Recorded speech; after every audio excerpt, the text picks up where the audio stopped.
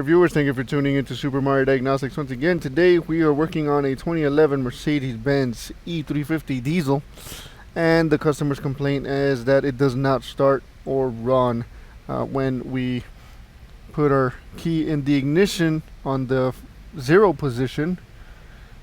It is telling us to take our key from the ignition, so it does recognize the key. It says that the vehicle is not in park. It definitely is.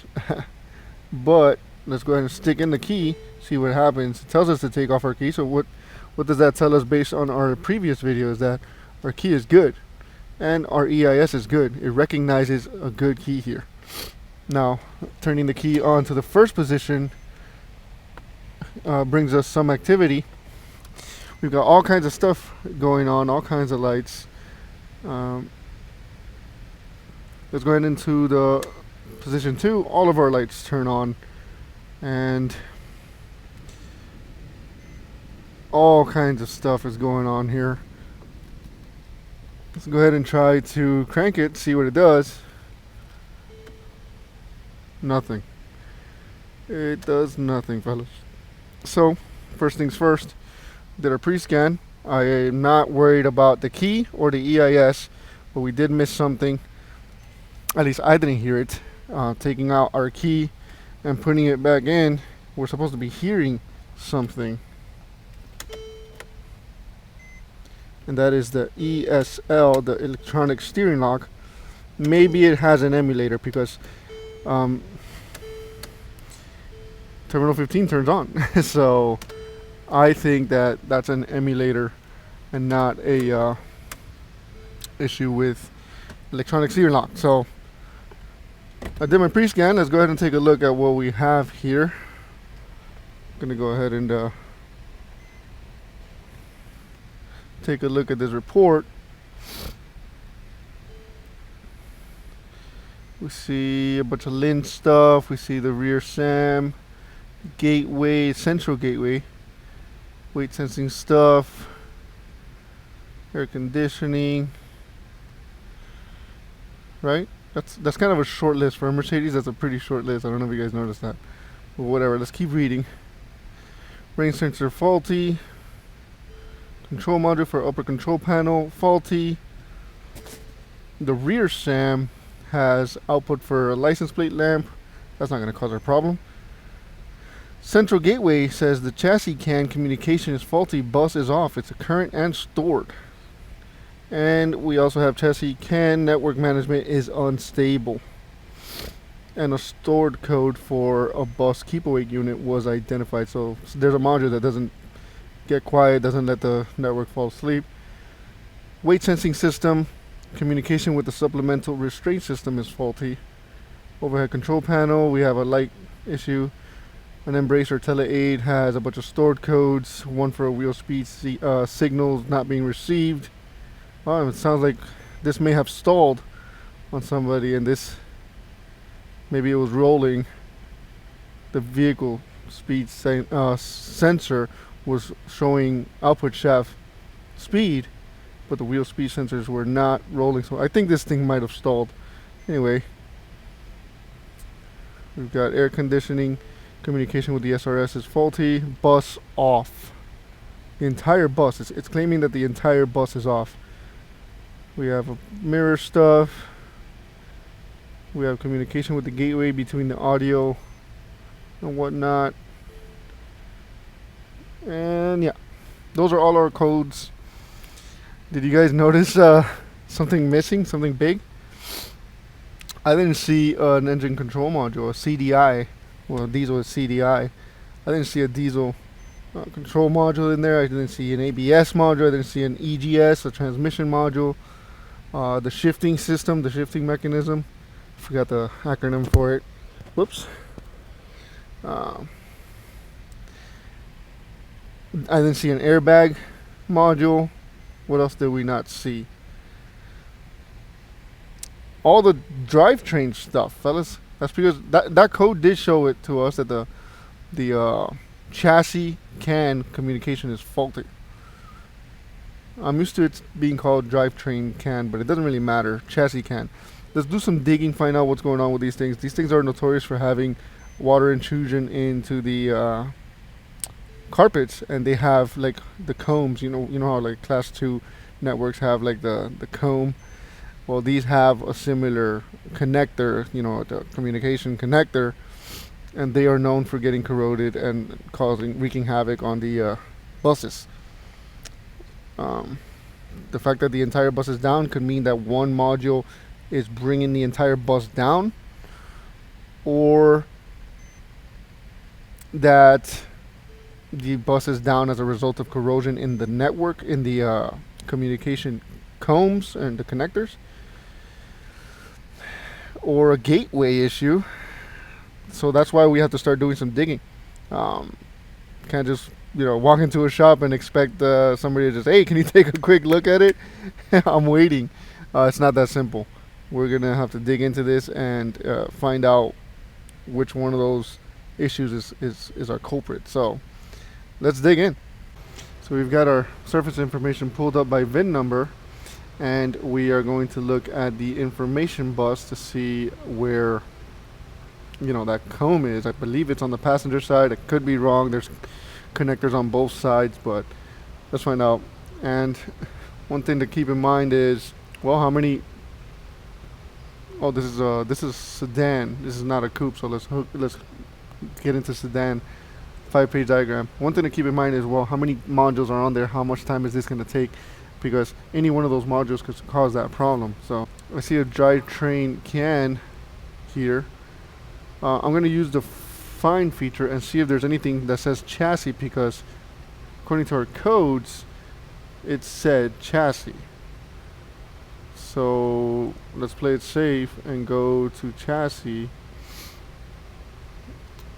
So there's only one result for chassis, and that result takes us to the basically a comb.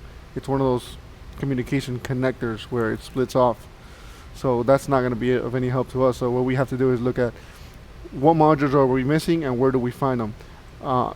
Considering that we have no communication with the CDI, I want to look at this drivetrain connector first, and we can see that we have the electronic transmission control unit, fuel pump control module. I didn't see that in the list. The selector lever, didn't see that in the list. Transmission oil auxiliary pump control unit. The SFI, this is a diesel, so where is the CDI? That's a little weird. The CDI is not on this bus, but we have no comms with the CDI, and we have a code for this bus being down. The intelligent servo module, the ISM, that is the electronic shifter component of the transmission. I want to look for the CDI. Let's see if I can put find and put CDI.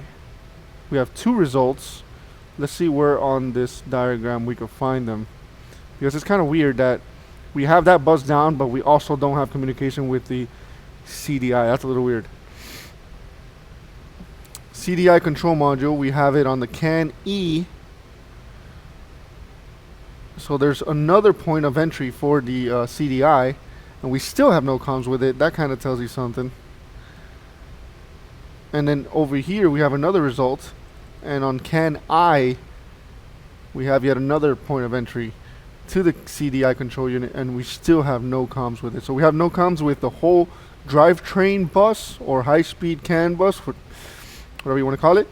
And on top of that, the CDI, which is on the two separate networks, we still have no comms with the CDI. But the thing is that we don't know what the scan tool uses, which bus it uses to get to the CDI to try to attempt to communicate with it. In my experience, Autel specifically, they will find whatever means necessary to navigate to the module that you are looking to talk to. So in this case, we know that the CDI has 3 buses connected to this thing, which is surprising, and it still can communicate with it. And in my experience, the Autel will find which way it can to communicate with it. Not like BMWs, where it only uses like a K-line or something. It uses a specific protocol to try to communicate with it. So that In those cases, you may have communication using the factory scan tool, but you won't have communication. I'm sorry, you won't have communication using the factory scan tool because it's only using one protocol to communicate with a module. But you will have communication with an aftermarket scan tool because it uses every way possible to reach that module. That's been my experience. I would take it with a grain of salt. Don't expect that to be true for every single car. Now the CDI is down, but it's on a separate bus from the drivetrain. I kind of want to go with the drivetrain first, because usually, like, all we have to do is reach the drivetrain CAN wires, scope it real quick, and see if we have activity or if it's flatlined or what have you. And the easiest place to do that is at the communication connector, which is, let's see, it doesn't say here actually. Let's see if we can find it. The electrical connector.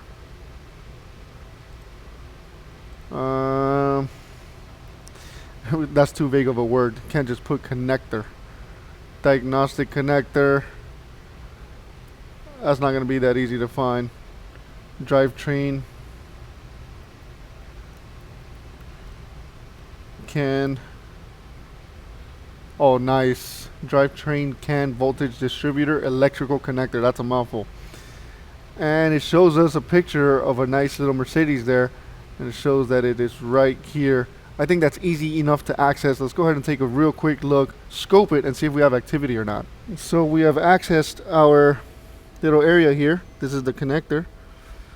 And my scope is about to die, the U-scope. But we have communication, fellas. We have communication. It looks a bit repetitive, but I do see some messages in between. Let's see if we could go into it a little more. Oh, my wire. Well, it lasted a while. I don't know if you guys noticed, but this is a new wire setup. AS Wave sent me this since the last time that I had issues with the wiring. It could be my wiring, to be fair. Okay. We have comms. If we go into the other wire,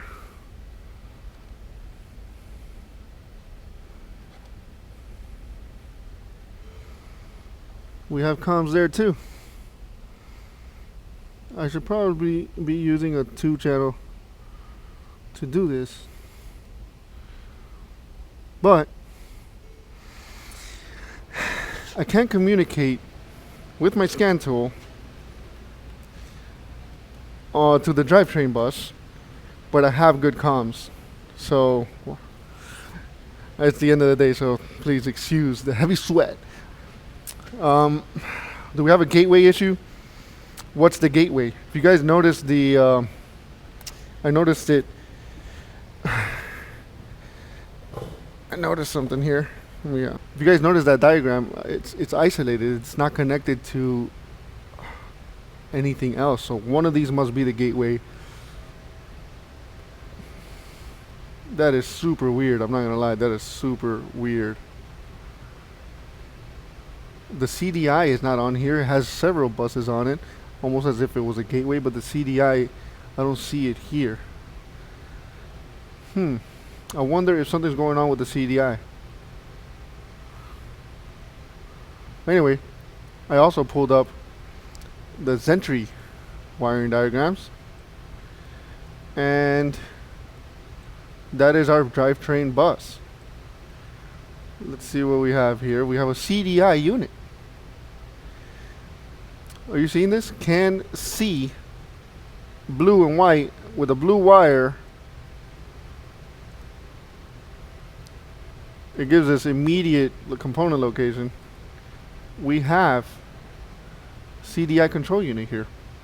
But when we go to aftermarket,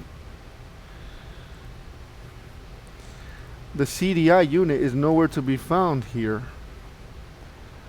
Granted, I get it, since the SFI is here, maybe that has to be a given that that must be this for the CDI as well. but I don't want to assume. Let's see, 42 and 55, pins 42 and 55. This one says 47 and 48. This one says 42 and 55. And it says CDI control unit in the lower left corner. So all data, I'm gonna have to send you something. Put the option for a CDI in here. So now that we confirmed that with factory information that the CDI is in that bus and it's also connected to other buses, I would like, let me see, there's description and operation here. Let's see, there's location of components. Wow. I'm sidetracking here, but check out the the location of all the modules in this Mercedes. Wow. Anywho, let's go back. See if we could get an overall function. We got functions here. Let's see if we could find anything concerning gateway. Gateway, no, that's for telematics gateway. We got interior CAN over here. It shows that the front SAM is the gateway for the interior. We've got the drivetrain CAN here, and it does show it on the list here. So yeah, this is a wiring diagram issue. This is why you never put your eggs in one basket. Never just trust one provider or one scan tool or one source of information. It does show it here in this list, so that's good. And it shows that the CDI control unit or SFI control unit forms the interface for data exchange between the drive CAN and other bus systems. So this makes perfect sense. The CDI is the gateway in this vehicle between the drivetrain CAN and all the other networks, which includes the scanner. So we cannot communicate, and probably nothing can communicate with the CDI, the transmission control unit, the ABS. I think the ABS was on there, and some other stuff. But I think we're onto something here. We're gonna have to check our powers and grounds to the CDI unit, make sure everything is good, and if everything is good and our 5-volt reference is not shorted, then we may be looking at a CDI control unit as the culprit. But we can't condemn it until we do our testing first. One thing that was kind of nuts, I didn't see the airbag module, the SRS module. So that's a separate issue there. For this particular instance, I don't think an airbag control module will cause no crank, but we need to be able to speak to the drivetrain CAN before continuing forward. So I'm going to try to get some diag time on this, more diag time on this, and upon approval we will continue. I'm going to have to gain access to the CDI, let's see where it lives, and get onto pins 42 and 55, make sure our CAN bus is good there, and make sure that our CAN bus, our other CANs are good as well. Make sure that our 5-volt reference is not shorted. Make sure that our powers and grounds up to that module is good. Make sure that it's receiving terminal 15 and everything. Let's see if there's any bulletins. Always click on bulletins because you never know. Engine will not start. Oh, after an automatic eco stop. I don't care for that right now. That is the name of the game. That is the game plan. We're gonna our target. Our new target is a CDI unit. We've confirmed good drivetrain CAN communication, and it is not making it past the translator, which in this case is the CDI. So let's get some approval. This is the end of the day for today. We're probably gonna have to continue this tomorrow, and I'll be right back with you guys. So the next thing we're going to do is go over to the CDI module itself and check powers and grounds, CAN, and I think I'll take a look at the 5-volt reference circuit as well on there, just in case, before condemning it. So here's our module. I already cut the zip ties off of it. You're going to need to do that in order to get these covers off. This one looks like it comes off through the front, or maybe not. Let's see. It'd be nice not to have to disconnect them, but okay, so there's a tab in the front and we have that one out. This one doesn't look like it's the same design. It doesn't have a tab in the front.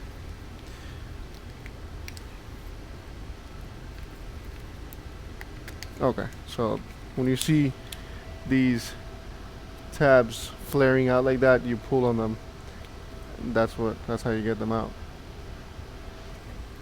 Anywho, we've got our powers and grounds all over here. I've got a headlamp that we could use, and let's go ahead and back probe. It's nice that we didn't have to fully disconnect these connectors.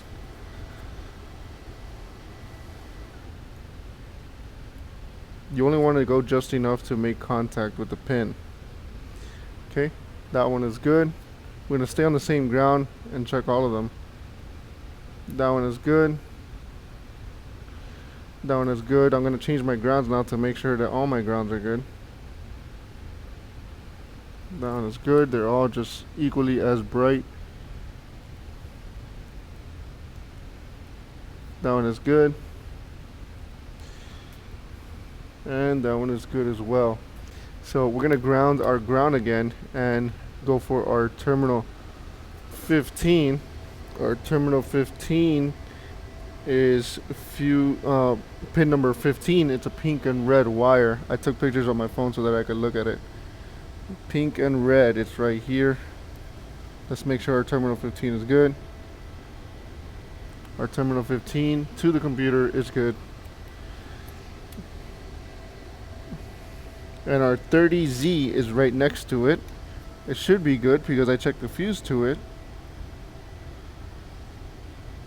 That one is good as well. Time to go get the scope. Let's go grab a scope and continue on our testing. So I've got my scope over here. I will have it up on the screen once the time comes, but for now we're just hooking it up. I'm grounding my scope first. And our CAN C low is a pin 42 blue, and I think I found it.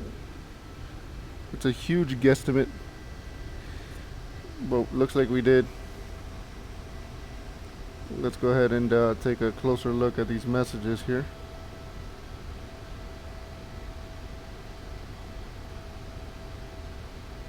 That doesn't look too great. We've got a problem here, fellas, with our CAN high. Let's see what happens if we disconnect this module, because that is definitely not right. But then again, I did have issues with my scope, so earlier. Hopefully that's, oh, it is my scope, and that sucks. I don't know if it's this wiring straight from the U-scope. You know what? We're gonna change scopes. The convenience of the U-scope is huge and has become my first grab, but it only lasts about 6 to 12 months of reliability, so I can't be we almost went in the wrong direction thanks to that, so I'm not gonna use it at this time. We're gonna make use of our, see how it works, see how it does, of our automotive section here. Let's see if we can find our networks. We're gonna go CAN high, CAN low. It shows that channel 1 is CAN high, channel 2 is CAN low. Doesn't really matter to me. I just want to see how this thing would appear on the screen, so let's go ahead and hook it up.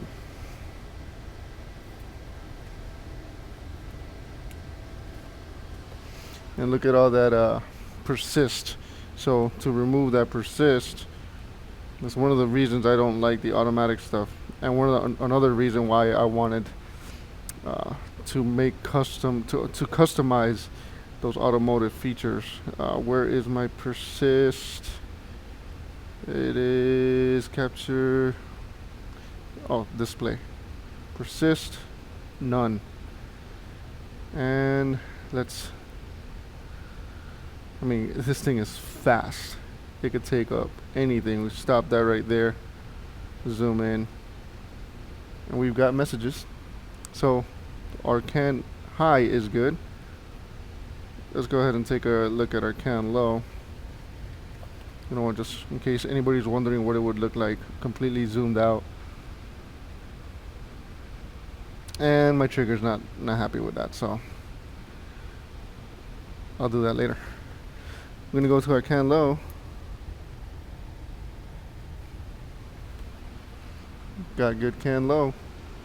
Now if I go to if I reset, I have a setting here where I reset everything, save recovery. I go to home and I put recovery. I go back to my regular non-trigger stuff. So that's one of the things you might want to do with this scope. This wasn't meant to be a scope tutorial, but in case anybody was wondering, we got repetitive. It would appear to be repetitive, but I'm not so sure. And you can see the uses of a trigger. Somebody might flip out and say, hey, something's wrong with my CAN bus, but at first glance, if you're inexperienced with the scope, you might wonder like, hey, what's going on with my scope? I don't see nothing. Your time base is too slow. I'm sorry, too fast and too short, and the messages are not populating the screen. So anywho, that concludes our testing. Oh no, we have our 5-volt reference.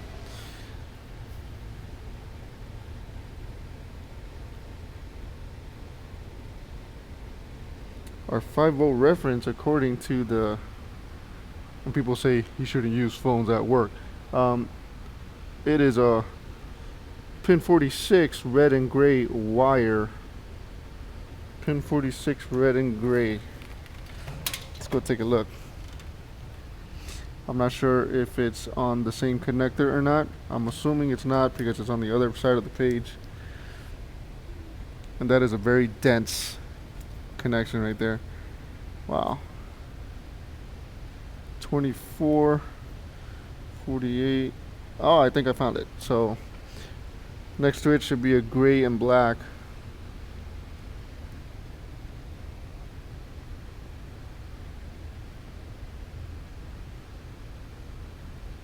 Okay, we found it. Let's go ahead and hook up to that.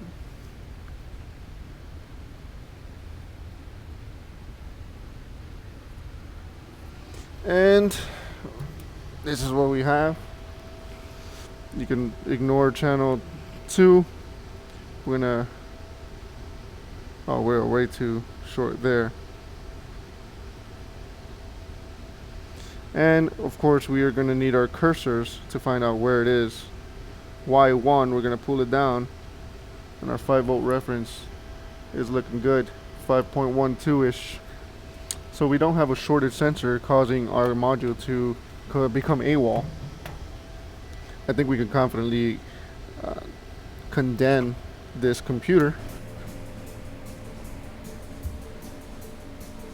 Are you or are you your brother? I'm you.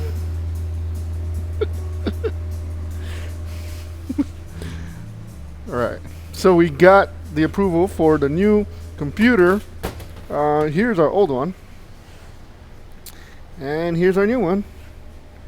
And luckily for us, for whatever reason, the shop owner here saved a full backup of this a year ago. So we have a file to write into this. Otherwise, we would be somehow adapting. We would have no choice but to virginize it and adapt it to the vehicle that way, or buy a brand new one. But in this case,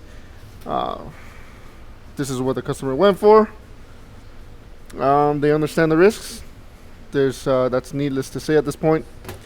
So luckily for us, he wrote down how he did it, right? So he did bench, and it's an EDC 17 CP10. So that's what we're going to look for, EDC 17 CP10 in the search bar. And this is a 212. It's an E-Class 212 series. And we're going to go into the bench mode. And the nice thing about Flex is that it tells us everything, how to hook it up. We're going to hook this thing up. And it is really that simple. So I'm gonna hook this up real quick. It tells you what port number, and you just hook it up according to the port numbers and whatnot. Super straightforward, super easy. Flex is not cheap, but it is worth it. I mean, this tool impresses me every time I use it. Let's hook this thing up, write the file into it, and then go ahead and hook it up back to the car and see if we got our crank and running condition, and take it from there. So we've got our computer hooked up according to the diagram, and we are just going to load up our file and write this sucker in. So in case anybody was wondering about Flex at all, this will be here for that. Obviously you're going to want your power supply connected to the Flex unit, and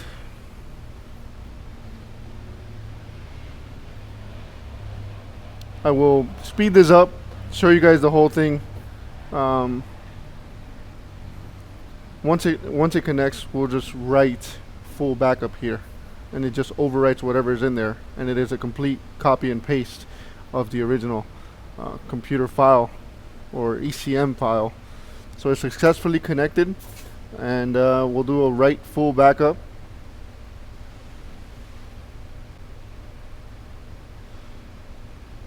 We're putting in the zip there. We're going to send the file. It's going to take a little while. Go ahead and speed it up for you.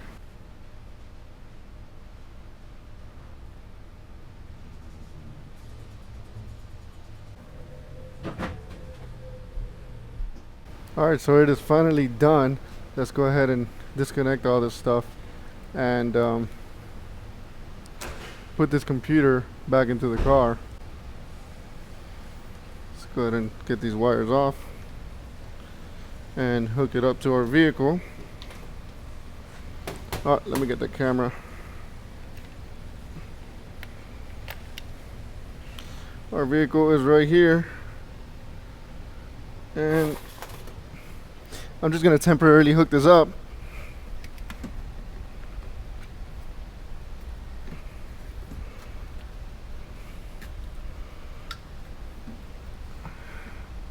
While we go ahead and try to crank this thing.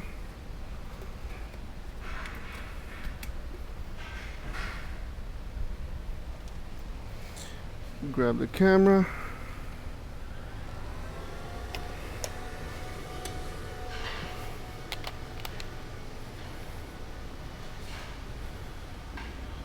I had to tow it in and out of the shop, so while we waited.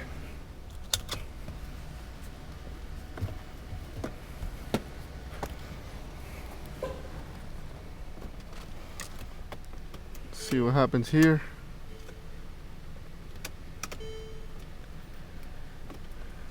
And it doesn't work. We're gonna hook up the scanner on this thing, see what's going on. That is not where I thought we were going with this thing.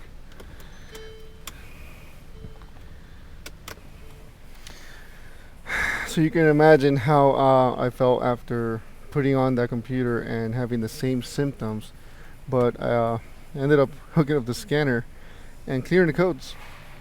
And yes, I did that off camera. You'll just have to take my word for it.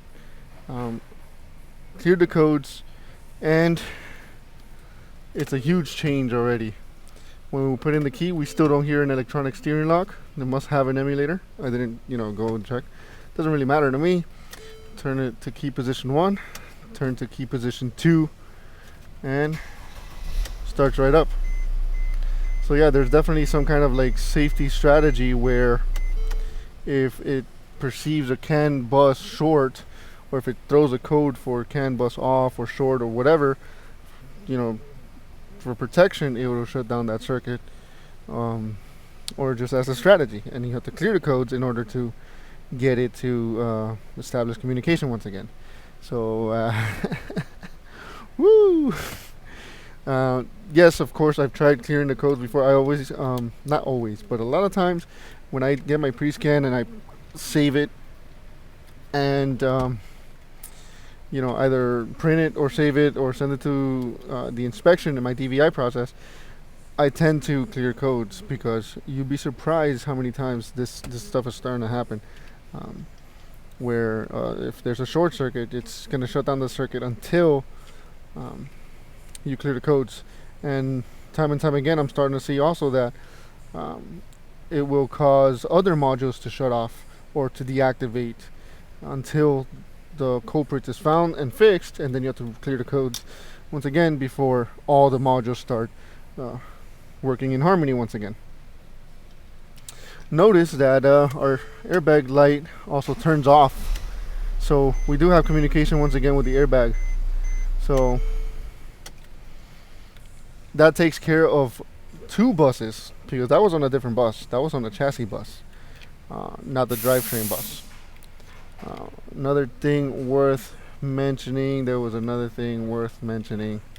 Yes, this is a Mercedes. You can clear the codes and it will take care of that strategy where it shuts down certain circuits or whatnot, or ignores them before.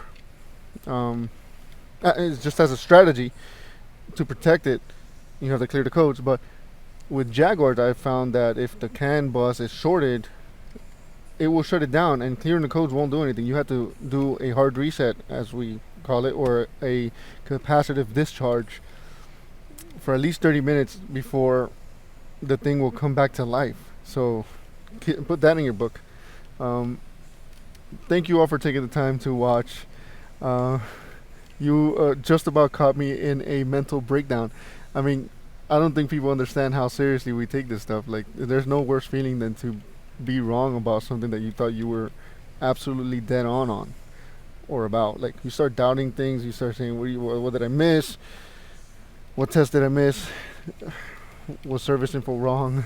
Like, the amount of things, the variables that take place there.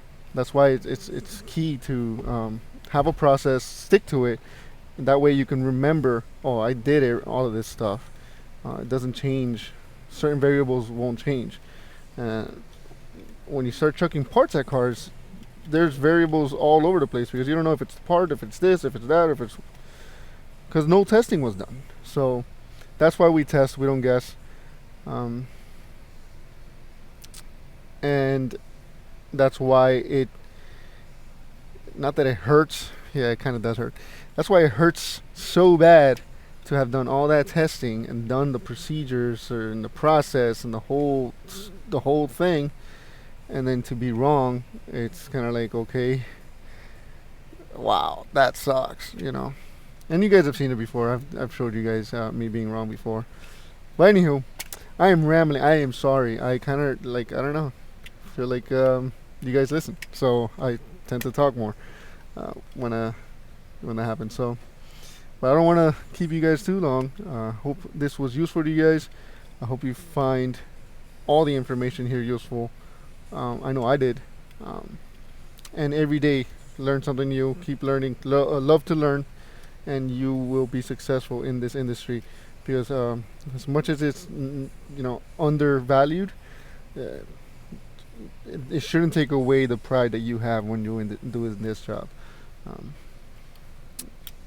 Thank you all for watching. If I earned your subscription, consider subscribing. Leave a comment in the comment section. What did I miss? How could this have been done better? And till next time.